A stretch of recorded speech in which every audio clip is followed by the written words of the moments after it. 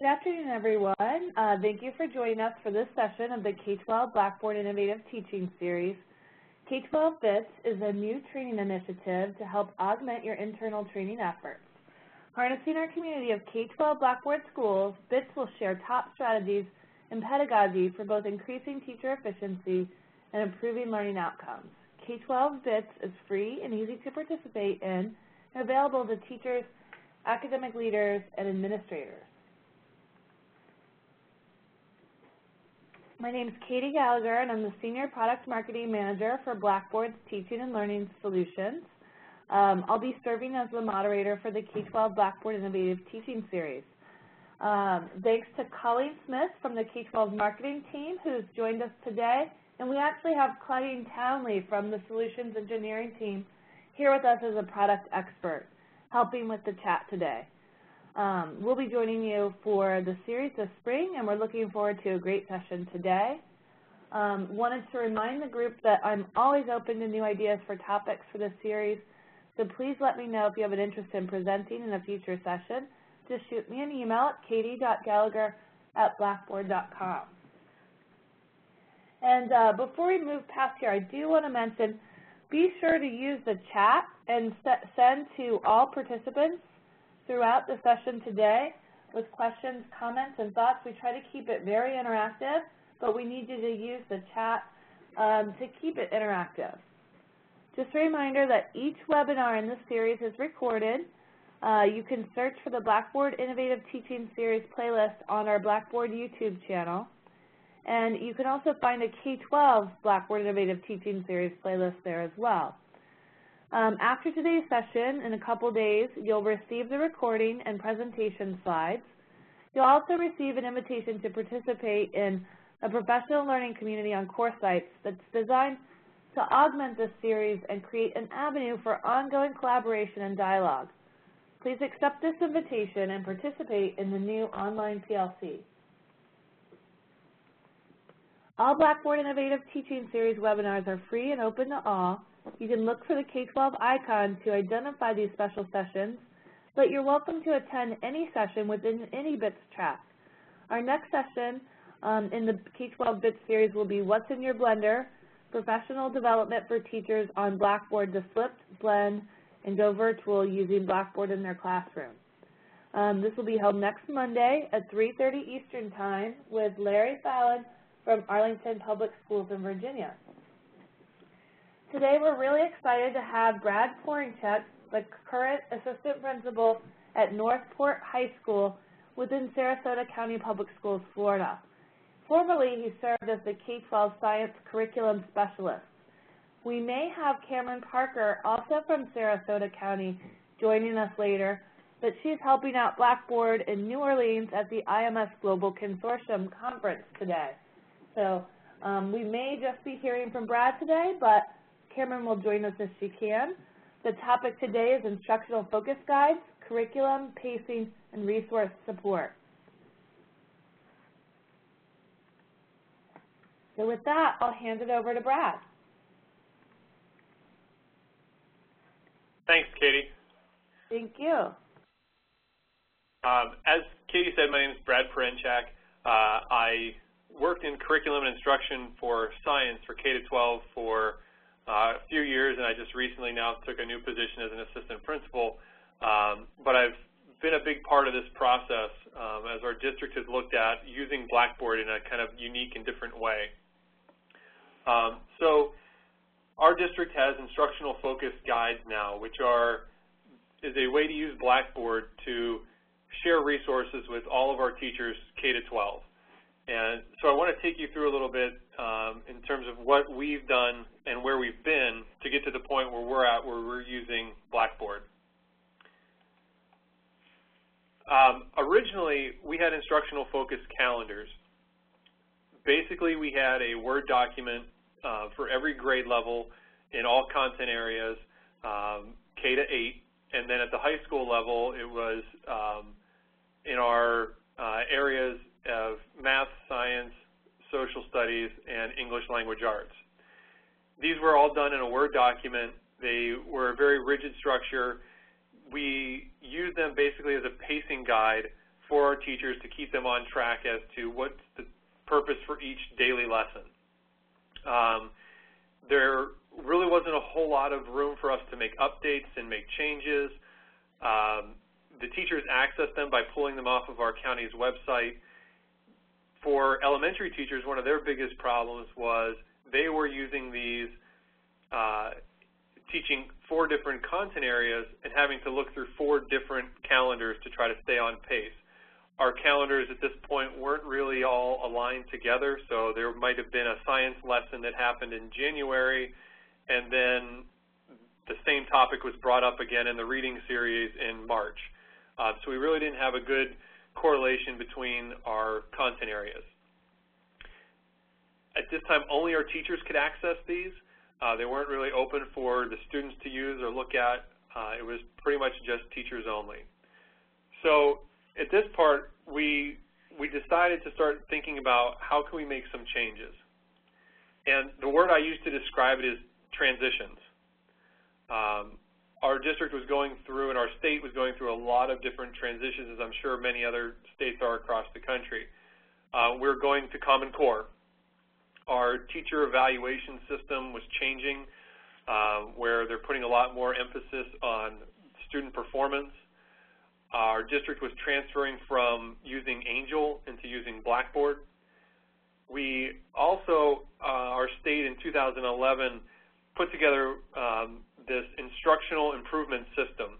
It's basically a set of guidelines that our state gave us where we had to meet certain requirements, and these requirements had to do with the Race to the Top funding from the Department of Education, and we had to basically meet these standards in order to show that we were using data in our classrooms, how our school operates, how lesson plans are shared, how resources are used, and we had to come up with a way to meet all these different needs.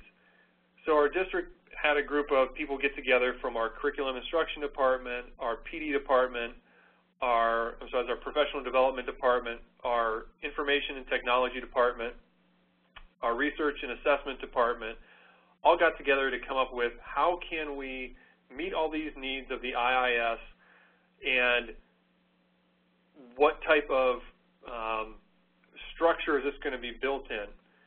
And we looked at a lot of different things. We looked at a lot of different resources using online lesson planning tools, to using other type of learning management systems. But when we came down to it, Blackboard was the thing that we felt could provide so many different opportunities for our teachers that this was kind of a one-stop shop to use. We could put everything all in one together, and our teachers would be able to access so many different things that would meet the majority of the requirements for the instructional part of this improvement system. So as our teams got together, we looked at what are our needs, what do we need this resource to do. So we needed something that was going to be easy access for teachers and students. We had to have a place where we can store resources, whether it's videos, websites, Word documents, PDFs, PowerPoints, whatever it might be. We also had to have it follow kind of what our instructional focus calendars did, and that's have some type of pacing guide. So our teachers knew where they needed to be at certain points in the year. We have end-of-course assessments in many of our courses. We have state assessments. So we needed to provide a place for teachers to know where do I need to be in order to keep pace to get to that testing at the end of the year. We also had to have a component for lesson plans where we could not only build lesson plans, but then also share those lesson plans with our administrators, share lesson plans with other teachers across our district. We had to have a place for practicing online assessments. We wanted students to be able to feel comfortable as we moved towards taking tests online, so we needed a venue for that to happen. We also deliver several different district-wide assessments. And just to give you some background, our district, we have about 45,000 students in our district, K-12, and we have about 12,000 teachers. So we're delivering these district-wide online assessments and we needed a place that could handle all that, all those transactions as well. And the last thing, which was the most important part, was the ability to grow and to continue to add and build and to make this thing get bigger and bigger. And, you know, at this point, our district used Angel, and we had just transitioned into Blackboard, but our teachers really only used it as sort of a place to kind of share resource with students. Maybe they would throw in some videos or put in a discussion board or two. And we didn't have a whole lot of teachers using it. And basically, as a district, we gave the teachers I call it an empty house. They got, it's like when you buy a house, it comes to you, there's no furniture, there's nothing in there, and the teachers had to furnish it themselves. They had to supply all their own resources. When I became a curriculum specialist, one of the things I wanted to do was provide teachers with a package of resources that they could use in Blackboard and not have to go find their own stuff. So I worked on building for grades 3 through 5, 6 to 8, and then biology and physical science at the high school level, these packages of content where it followed our pacing guides, it had videos and resources and labs, it linked them to the standards that our state had for each course. So it was like the teachers now could have a place to go to get all sorts of resources to share with their students. And at this point it was only science, but this is the kind of the seed that started to grow into having everybody in our district using Blackboard for our instructional focus guides. So it was kind of like now we're giving them this fully furnished house that they could still move the furniture around, they can still add new furniture and take stuff out, but for the most part now it was like, hey, it's already all there. You have the basics. So Blackboard sort of met all these needs that we wanted for our IIS system. It was like the perfect timing that we had just transferred from Angel into Blackboard, and we saw this as a great opportunity for our district to start using Blackboard, you know, for everybody. One of our directors in our technology department would say, you know, we want our teachers to start asking not the question of why should I use it, but why haven't I been using it? And that's kind of where we want our teachers to be, to say, why haven't I been using Blackboard for the last 5 years? So real quick on the process, kind of how we got to this point, and I'll show you what it looks like. We had to kind of develop the framework. For the most part, we've seen courses being built, and I don't like using that term courses with what we've designed because it's not really a course. Students don't really take this course. Instead, this is basically a structure that we've built to share resources. It's kind of like a virtual filing cabinet that we've designed. So I worked with Cameron Parker in our technology department to design a layout and a structure for these guides, and we kind of created these shells. We built 3, one for elementary, which is our K to 5, one for middle school, 6 to 8, and then one for our high school, 9 to 12. And so what we did was we had each of our specialists. So we have a English language arts specialist, a math specialist, science, social studies. We have career and technical education specialists at the middle and high school level. Our visual and performing arts specialist at the elementary level was also in on this process. And they each took the time to build their own sort of shell of what their course would look like. The next part then is we worked with our instructional technology department to help figure out like what would work best. Should we use a folder here? Should it be our learning module? What's the best type of device to set up how each specialist saw their content unfolding? We wanted the design to be very user-friendly. We wanted people to feel like they were in this exciting environment where there were cool images, and you know, it just makes you feel like, all right, this is kind of neat to be in. We want it to be easy to access so that we're not clicking through folder after folder after folder after folder to try to find something. And so once we built the framework, once each specialist built their framework, we then had we went through a process to bring in teachers to help actually add in the resources and help us build all the content that we wanted to put inside of here.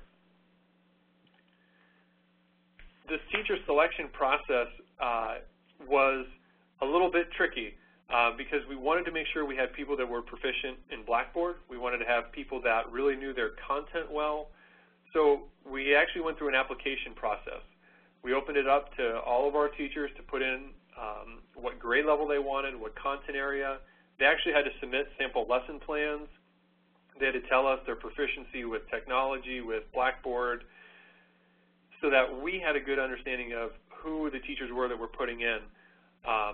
Our teachers that submitted applications were reviewed, and then our curriculum team got together and went through and chose the people that would work with us. At each level, we had about 6 to 10 teachers in each content area. So for me personally, I had 8 elementary teachers, I had 7 middle school teachers, and I had 10 high school teachers that were working with me. We then met with those groups 3 to 4 times over a 3-month period, and that started in January and ended at the very end of March.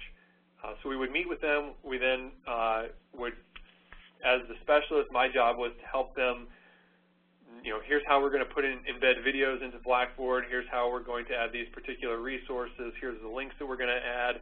The teachers would then bring in their own documents. Here's a great lesson or lab or activity that I do. Here's a worksheet, an assessment. So many different things we were building and putting into our instructional focus guide. Once we then went through that process, we then took the time as our specialists to review everything, to make sure that everything that we put in here matches the standards, meets our curriculum. We created videos that introduce the IFGs to our teachers that are sort of walkthroughs, navigating them through the resources. Our professional development department designed some PD activities for our teachers throughout the rest of the school year and over the summer to introduce teachers. We're doing a soft rollout that's happening right now where teachers are going to be enrolled as students just so they can kind of preview the course. And then in August, the teachers will actually be the instructors. They will get their own IFG course that they can then manipulate and add and take things out that they need for themselves. So at this point, I kind of want to show you what they look like. I'll take you through our elementary, middle, and high school ones. I'm going to show you the science ones just because those are the ones that I'm the most familiar with, but all of our other content area specialists have developed the same type of look and feel to theirs. All right, so Katie, I'm going to try to go to my Blackboard account. I hope it's showing up. Not yet. Can you go to the Quick Start tab and choose Share Application? There you go. All right, great. So this is what our elementary instructional focus guide looks like. We try to make it a little bit, kind of easy on the eyes with the primary colors. And so I'm going to take you into 5th grade. And here you can see we have English language arts, mathematics, science, social studies, visual arts, and music. And if we go to science, this IFG for science, ours follows our textbook. So we put our units together, so we have scientific work, weather and climate. We tried to make the images real exciting and vibrant. And I know you're looking and wondering why are the units out of order there. And part of this is I worked with our English language arts specialist who we just adopted a new series for our ELA. And we noticed things like, hey, when we're doing weather, if we put weather a couple weeks ahead, it'll match up with our reading series. So we moved some things around a little bit so that it made more sense. It's kind of silly to learn about the rock cycle in February if the reading series was doing it in, earlier in the year. So we tried to move things around, so that's why it looks that way. We put the time frame. we try to keep this a little bit more general, where in the past our instructional focus calendars kept them on an almost day-by-day type of plan. We gave the teachers a little bit more freedom by saying, you know, you have 3 weeks to complete each unit. And I'll take you inside one of our units. We'll go into forms of energy. Every one of our, in science, every one of ours follows the same pattern. Every science every science unit for the elementary has a unit overview, exemplar lessons, resources, and assessments. In mathematics, it might be a little bit different, but every one in mathematics at the elementary levels follows a similar pattern. So they always have the same things. So in our unit overview, we list things for our teachers. We list our benchmarks. I don't know if it's loading here.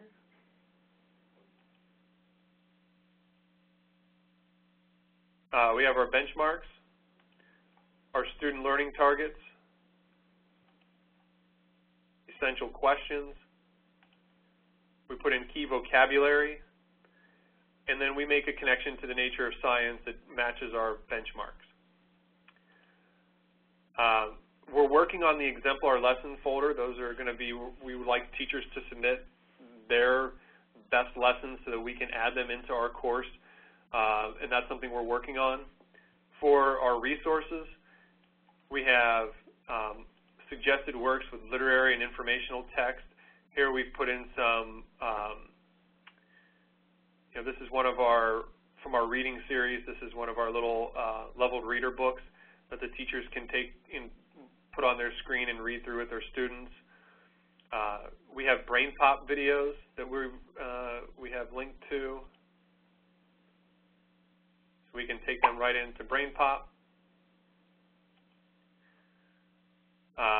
We have flip charts, which is basically a version we use of a PowerPoint.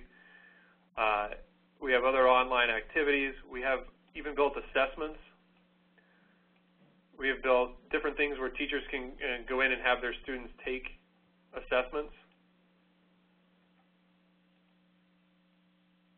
And I'm sure most of you have taken some of these, but we've actually gone in and built these that meet the actual benchmark that they've worked on. So this is what our elementary one looks like. I'll take you into our middle school one. For middle school, we have a different, they follow a certain lesson and unit plan. So we have those loaded in here for them. We have our English language arts, math, science, and social studies. And our career and technical education has a section in here as well. And again, I'll take you into science. Our 3 main courses are Earth and Space Science, Life Science, and Physical Science. I'll just take you into Life Science real quick. Again, they are laid out by topics here. These don't follow our textbook as strictly as our elementary one does. There's a little bit more freedom here. We try to keep it so that we're following our state standards. So again, here we have our unit overview. Go in here.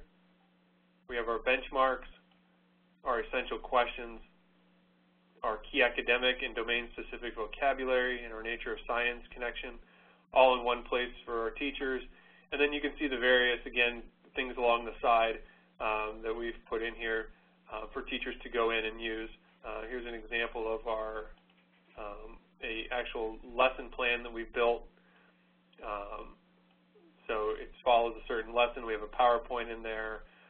So there's all sorts of resources that are already here for the teachers. And then real quick, I'll show you the high school.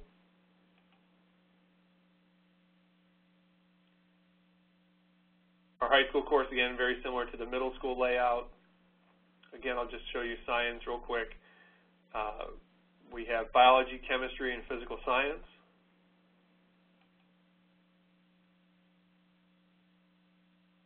And in biology, again, kind of laying it out very similar to what you've seen before.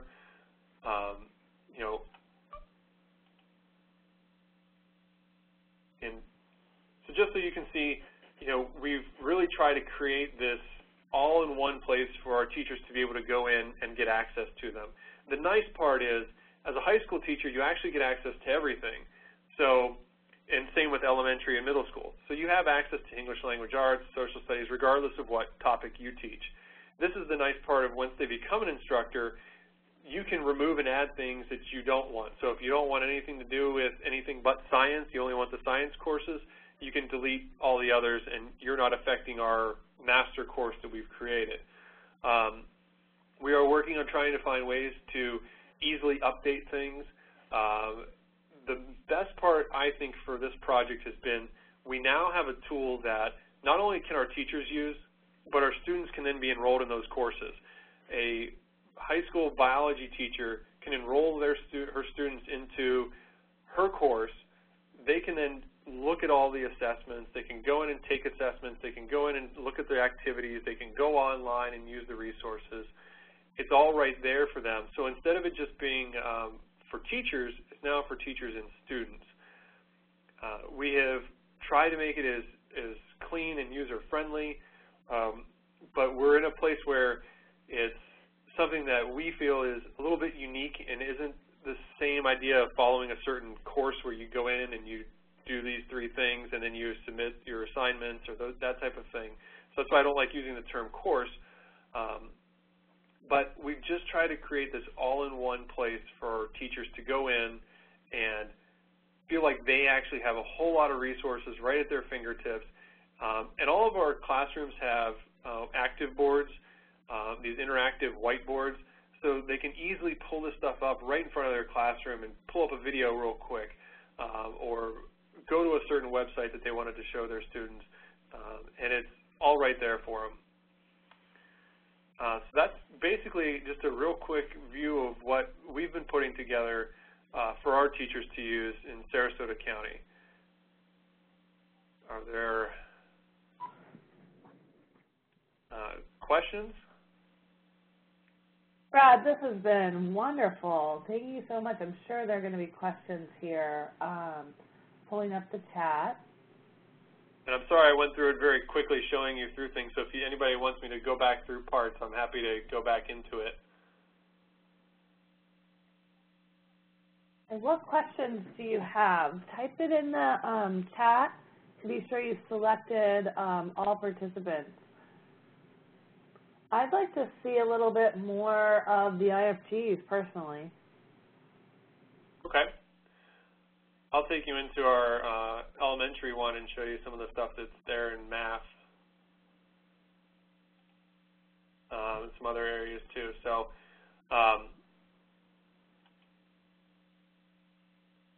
you know, where the science one was set up just by unit for the whole year, the math one, for example, is set up by quarter.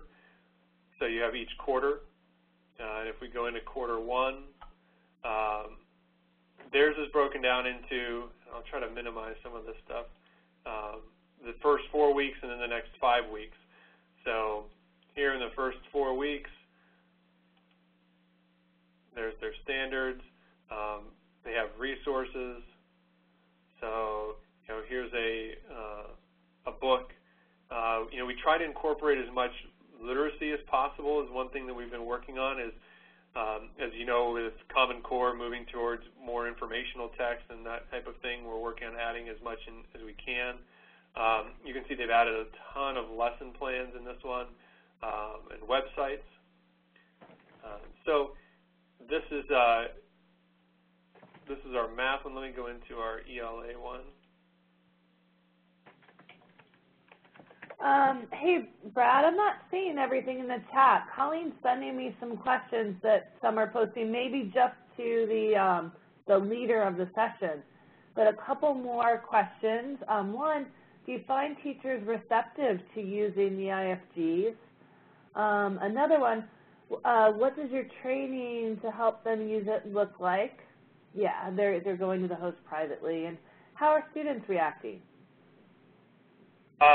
So at this point, really the only teachers that we have seen this in its entirety are the ones that have worked on it with us. So, you know, we're talking about, like I said, I've worked with a small group of elementary teachers, and so there's really only probably, like, if you were to talk about just elementary, we've only maybe shared this with about 30 teachers. Right now we're in that next rollout process, so it will be interesting to kind of see their reaction.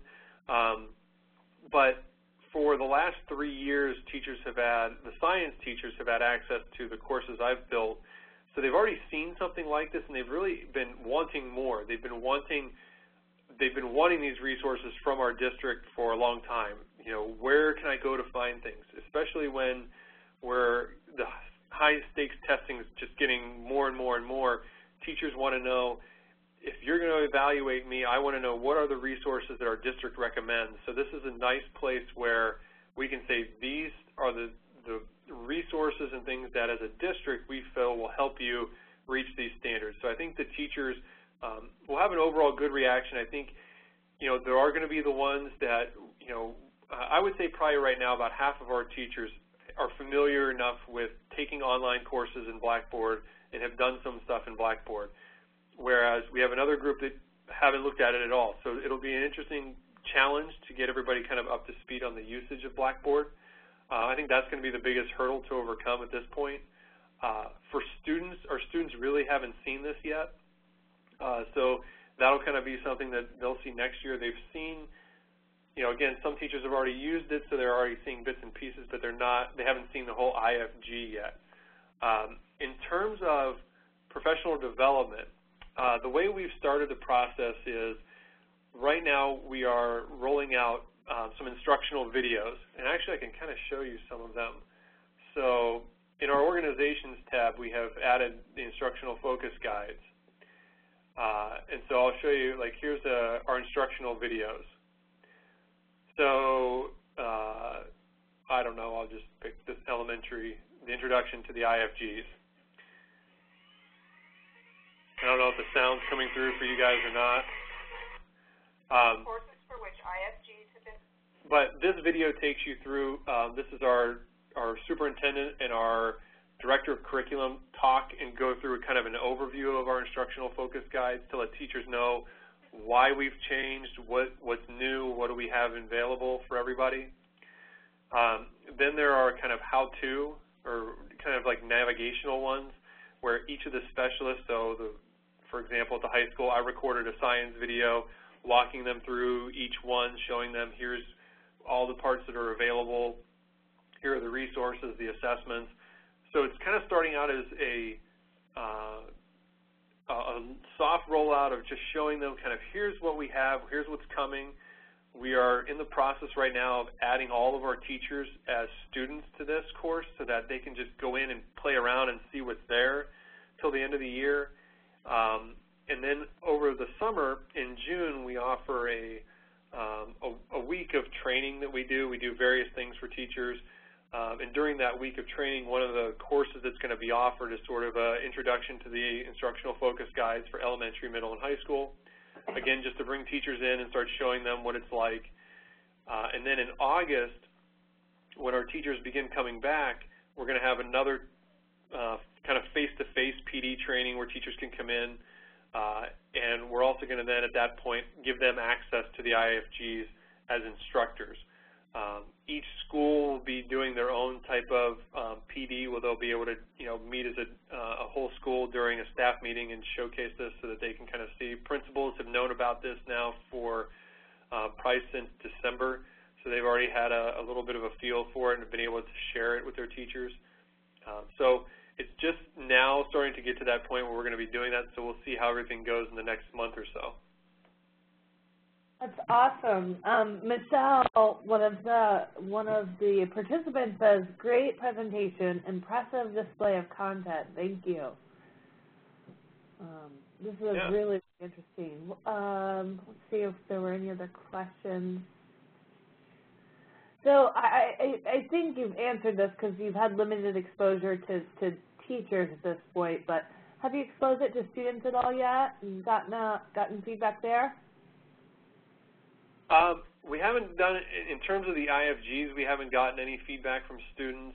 Mm-hmm. However, Cameron and we did a training last summer on a flipped classroom using Blackboard. So we've actually had a lot of good feedback from students on using Blackboard. This is our first real year in pushing out Blackboard. You know, like I said, we transitioned from Angel, and so our student feedback on using Blackboard right now has been really good. They really like it. They find it a little bit easier to use. So I'm really thinking that they'll like the new environment. They'll adapt to it pretty easily. You know, and I think it's going to, I hope from what we're doing and the way we're making it look is that this will be that tool that people will say, why haven't I been using it? Yeah. You know, Brad, we've discussed this in depth. Everyone on the call, we just did a case study on Sarasota, and I'll put a link in the chat so that you can access the multimedia page, because there are 4 videos and you can access the full story with all the details of the IFGs, professional development, and benchmark assessments across the district. Brad, could you speak a little bit, 1, to the scope of the IFG project, you know, exactly how many courses, content areas, and levels? And then 2, could you talk a little bit about how you've been doing benchmark assessments in the district and how you're using that data to inform the IFGs? Sure. So in terms of the scope, what we have right now in elementary, we have grades K through 5, and as you saw in each grade level then, you know, we have the ELA, math, science, social studies, visual arts, and music. So, you know, within just the elementary, you're really talking about 36 shells that were built, because you have 6 for each grade level. And then the same thing happens at the middle school. You know, we have, instead of the visual and the music, instead of the visual arts and the music, we have the CTE, so we only have 5 areas there, but again, for each grade level, so we have 15 courses there. Well, I'm sorry, we have the 5 major areas, and then inside each one there's 3 contents. So, you know, there's quite a bit there, and then the same thing goes at the high school. And it's a little bit different at the middle school and high school, because, like, for me, with science, we only have 3 courses that are offered, whereas math at the high school, they offer, I think, 5 courses, because we have, you know, Algebra 1, Algebra 2, Geometry, we have a Math for College Readiness, so there's more depending on the content area. But we have, you know, when it comes down to it, there's really a whole lot of what I'd say were actual smaller courses inside of each shell of a IFG. So it is a very big project. I mean, we had, you know, so many teachers that were involved. Like I said, at the elementary level alone, you know, we had about 40 teachers involved in that process of helping put it together. And you know, thinking as a district with about 12,000 teachers, this is a very big project that we've been working on. And you know, this started probably back last August, where we've started to try to make this shift. So it's something that's been in development now for, you know, almost a year, and it's really nice to kind of seeing it all come together. Now, our district, in the past, we've used Angel for district assessments, and now we're moving towards using Blackboard for next school year. And what our district does is we've put together in our areas that are tested right now, we have grades 3, 4, and 5 for math, grade 5 for science, grades 6, 7, and 8 for math and science, and biology, algebra, and geometry at the high school are tested. Our ELA is also tested, but we don't test through Blackboard on that. That's a different company actually runs our testing for that.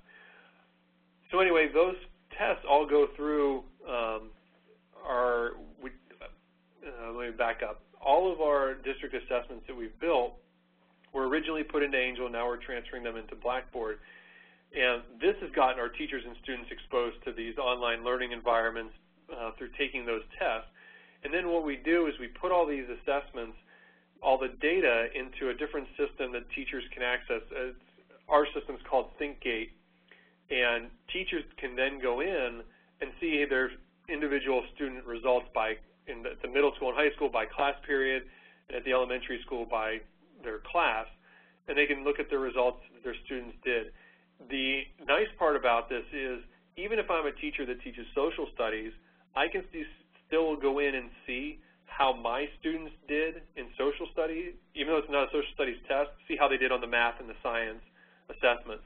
We even put in the data from the ELA tests, or English Language Arts test, in there as well from this other system. So we then use that data to help us see where our areas of our students are struggling. It's all by benchmark, so that we can go back and say, oh, you know what, my students are struggling in this particular benchmark. I'm going to go into this unit now in Blackboard, and I can, reinforce stuff with it. So part of our IIS system, or part of our state's, regulations, or what they're asking us to do, is to be able to make that link where teachers can say, I really need extra resources on this particular benchmark. Here's the place where they can go. And we're trying now to link our two systems together, our ThinkAid system and Learn in Blackboard, so that they kind of talk with each other, so that it'll link you right into a particular area, or it'll at least tell you, go into the biology IFG under Unit 5 for more help on this topic, so that teachers can, do some differentiated instruction and actually, change gears and help students that are struggling in particular areas.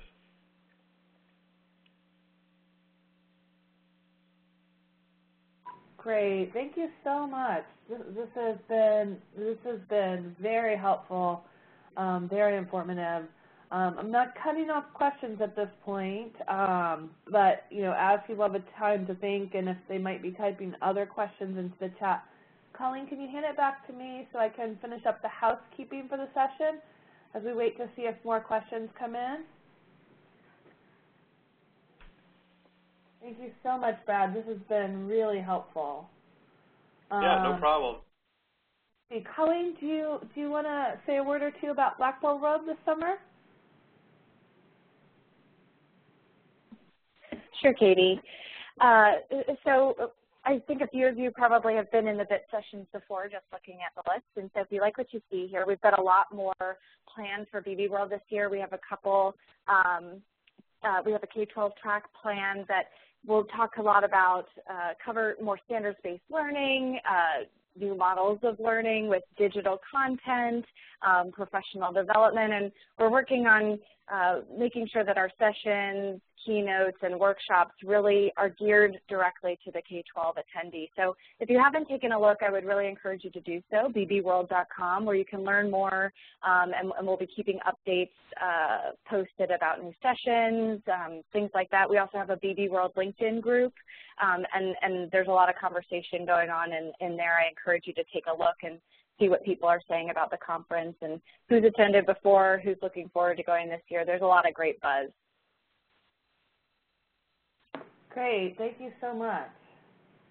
So just a reminder, thanks to everyone who participated today. Please share information about these sessions with your colleagues, teachers, academic leaders, and administrators. We are always open to new ideas for topics for the series. Let us know if you're interested in presenting for a future session, or you have a topic you'd like to see a presentation on. Just email me. You'll receive a recording and the slides a few days after the webinar, and you'll receive an invitation to participate in an online PLC on course sites designed to augment the series. So please accept the invitation and participate in the online PLC, and join us next week for What's in Your Blender, PD for teachers on Blackboard to flip, blend, and go virtual using Blackboard in their classrooms. And that's next Monday, May 12th at 3:30 Eastern Time. Larry Fallon from Arlington Public Schools will be leading us. And I can't thank Brad from Sarasota enough for your great presentation today. If there are no other questions, enjoy a few minutes back in your day. Thanks everyone for participating.